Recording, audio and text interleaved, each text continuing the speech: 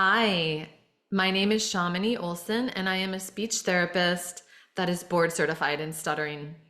I solely work with adults and kids who stutter and have done so since 2001. Hope for Stuttering Speech Therapy is my private practice. The purpose of this video is to help educate and support school personnel that have children who stutter in their classrooms. This video is for teachers, principals, school counselors, aides, speech therapists, and any other school support staff. Teachers and school employees are really stretched. And of course, there's no formal education or training regarding what stuttering is and how to best support a child in your class or school who stutters. Even speech therapists are given very little to no training in this area. And research shows stuttering is one of the areas they report feeling the most uncomfortable treating. I have great respect for teachers and all that they are expected to do, as my mother is a retired school teacher and I have a bachelor's degree in elementary education. My hope is that you feel more comfortable and confident after watching this video, and that then helps the child who stutters in your school. Let's talk about the very basics of stuttering here. So when I say stuttering, I'm referencing what speech therapists call developmental stuttering. And this begins in early childhood, often around 3.5 years old. And there is sometimes a genetic predisposition. This is by far the most common type of stuttering, and it is neurophysiological. This means brain and body. The brain is a bit different and working differently, and this causes sounds to get stuck. It's just how the brain has developed. There is not a psychological origin. This isn't about being nervous or about needing to talk slower. This is the norm for how their brains operate. Because we call it developmental, that just means it begins in childhood, but it does not mean they will grow out of it. Many of the 3, 4, and 5-year-olds who begin to stutter will have changes with brain plasticity that cause stuttering to disappear. Once a child has stuttered for several years, statistically, the chances are they will continue to throughout life.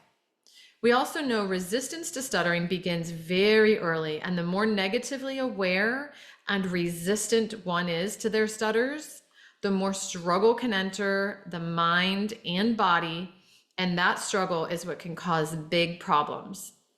That leads to hiding, shame, and a greatly impacted life. Societal stigma around stuttering is real, and when a child who stutters absorbs societal stigma about stuttering into themselves, this is where the damage is done. This can end up including beliefs that stuttering is not okay, they need to be fluent to be accepted, something is wrong with them, they aren't as smart, which is not true. Stuttering has nothing to do with intelligence. They might feel they're not normal, and even that maybe they shouldn't talk if they're going to stutter. Being laughed at and mocked is unfortunately still common. This does deep damage. Avoidance behaviors and hiding stuttering grows. These tricks or coping mechanisms can cover stuttering up to some degree, but at a huge cost. Fear begins to drive things. The child may change words, use filler words like like, to avoid stuttering, not speak, use movements, and many other things. They begin to think about stuttering and about not stuttering more and more. You may not see any of this.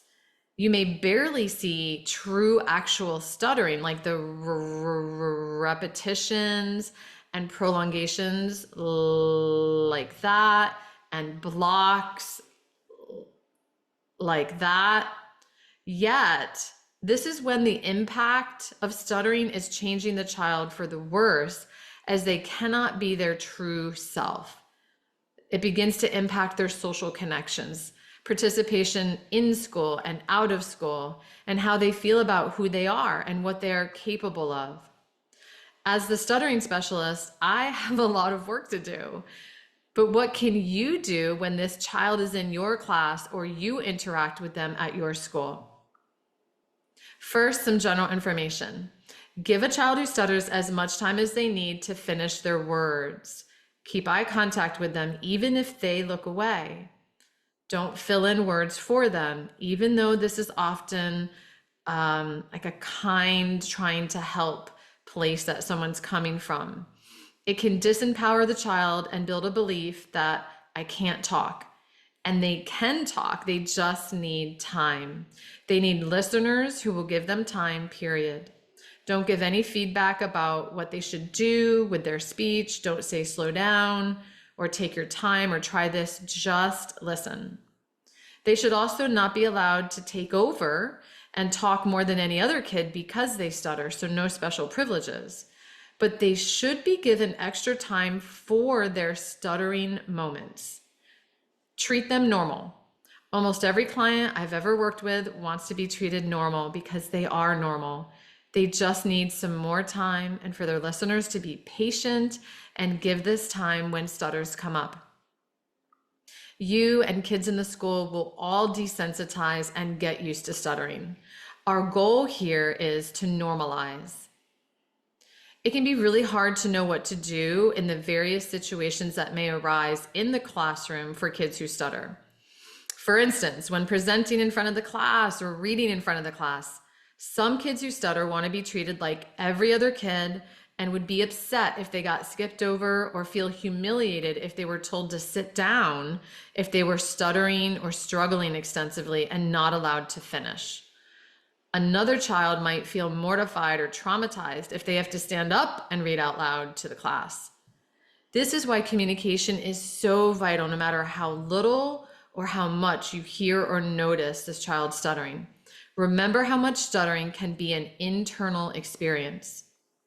Stuttering needs to be talked about with teachers, by parents, or by kids who stutter. And if nothing is brought up to the teachers, then still some kind of discussion needs to occur with this child who stutters. It may be hard for them to talk about, depending on the child, but do they want to be called on in class, present in class, read aloud? What about timed presentations? Nothing can be presumed. For example, one of my clients was told she didn't have to present, and she felt offended because she stutters but is fine presenting. Yet years ago, she would have begged for this accommodation. But she has grown and taken back her power and abilities. Some kids have IEPs, some have 504 plans with accommodations built in that are individual for each child. But even when there's no formal plan, these talks and informal plans need to be implemented in order to have an emotionally safe classroom. The stuttering specialist or speech therapist can help with what accommodations are needed currently to meet the child where they are at, and the goal is to titrate up to be able to do things like reading out loud or presenting in front of everyone, or maybe getting called on unexpectedly. Some kids do better if they can raise their hand and work up to the unexpected being called on situation. Stuttering takes longer to talk, and kids who stutter need to be given more time to have equal opportunity to their peers.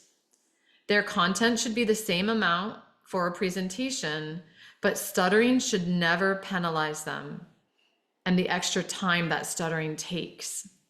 Accommodations can vary. In my opinion, the end goal of therapy is to help kids who stutter to not need most of their accommodations. Time is the exception here because inherently they need more time because stuttering takes up more time, and they are not doing anything wrong with stuttering. This is how they talk. It's different and it is okay. The struggle and reactions to their stuttering is what I and other speech therapists are working on with them. Negative societal stigma about stuttering is what harms those who stutter as they begin to self-stigmatize and begin a quest for fluency that doesn't allow them to accept and be who they are. And the fluency quest often imprisons them.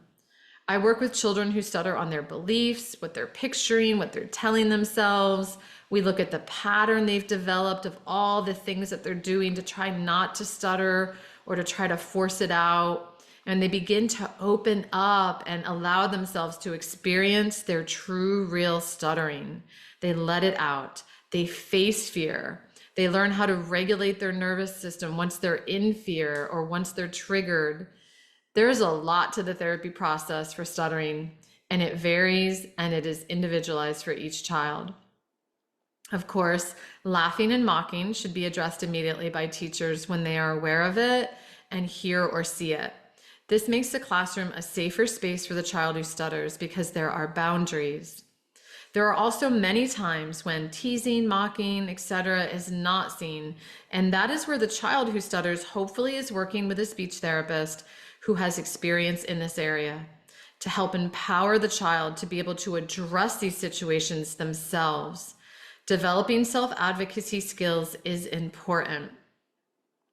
Educating the class about stuttering can reduce teasing, and blatant statements such as laughter and mocking of stuttering is not acceptable in this classroom, or kindness and respect is expected can help. Some kids give their own presentations on stuttering, and some classes have had everyone present on something that makes them different. So it's not only about the child who stutters. This is about accepting differences. Some kids who stutter are not ready to do a classroom presentation on stuttering, and that is okay. They may be open to their speech therapist giving it, or giving it with them, or having their teacher share some things about stuttering that they decide upon together. Sometimes they want information to be shared, but they just don't want to be in the room when that happens. And other times they want to be there. So every child is different and at a different place in their journey. This is complex, but the simplicity and important takeaway for school personnel is that stuttering is okay and an acceptable way of communicating. And the more we all can embrace that and teach that, the better. This child who stutters is doing nothing wrong. They don't have to speak fluently to be accepted or respected. Let's hold space for that while they develop this belief themselves over time. This is a beautiful opportunity for everyone in the classroom and school to learn more about stuttering, develop skills of patience and kindness, and respect the differences that we all have. Thank you so much for the time that you've given me to share a bit about stuttering, and I appreciate it so much.